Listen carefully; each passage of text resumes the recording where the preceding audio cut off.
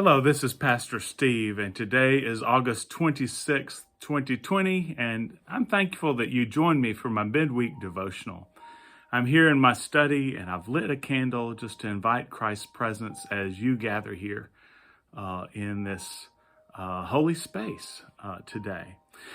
I'm really kind of having some wonderful emotions today. I wanted to tell you about it. It's been yesterday was an interesting day for me.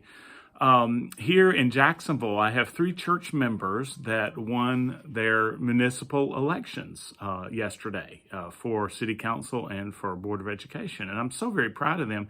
And on the same day yesterday, I had 2 members of my former church that I just came from that won their municipal elections in city council seats. And in those cases, they were not incumbents. They were new seats. So I was just thinking about how proud I am of people who want to serve their community.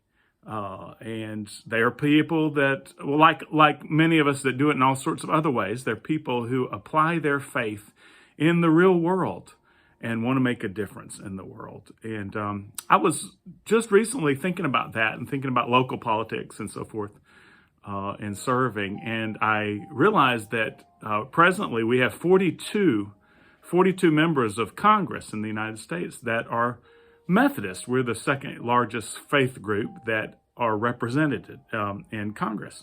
And, you know, it's both sides of the aisle. I remember the year that I saw a picture that just really touched me. It was a picture of George W. Bush and Hillary Clinton hugging each other. And I happen to know that both of them are Methodists, and they're on different sides of the aisle, have very different views and opinions on things, and yet they are part of one faith community. And I had a couple of things that I wanted to share today that made me, or all this made me think of. And the number one thing I want to share with you today is that diversity is a blessing. We are created to diverse in all sorts of ways, and that's not just because of different genders and different skin colors and different nationalities and different parts of the country, but we're also created with a mind to apply our faith in different ways. So we're very diverse in the ways that we think. And one of the things I value the most as a Methodist is, well, Wesley said it well, we may not all think alike, but can we not all love alike, he asked.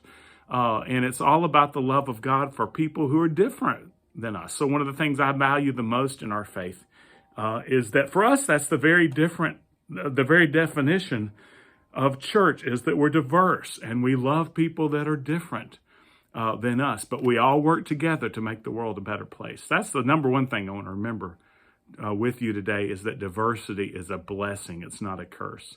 And the second thing I'd like us to remember is that there's sometimes a third way to look at things. And I love this concept of the third way. It's actually something it's an old concept, very old Christian concept, but it was in the modern world, or modern times, it was brought to light by a writer named Walter Wink, and he was talking about Jesus and nonviolence, but he talked about the third way, or the Christ way.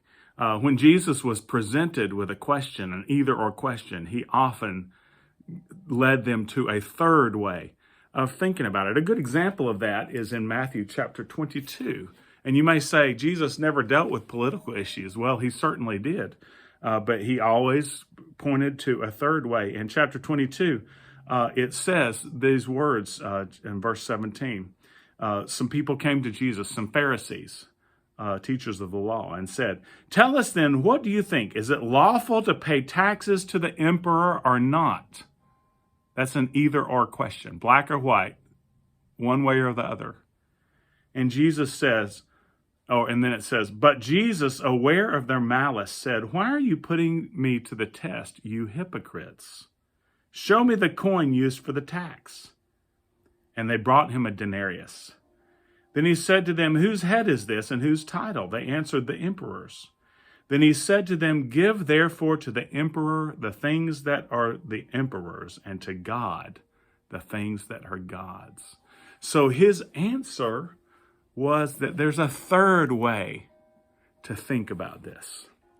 I love the third way Because when it comes to the issues of our day, whatever they might be, issues of race relations in our country, denominational issues, political issues, social media exchanges, I always try to remember two things. First, diversity is a blessing. It's one way God blessed the world with God's image. None of us have a complete image of God. We're all partial images of God's grace.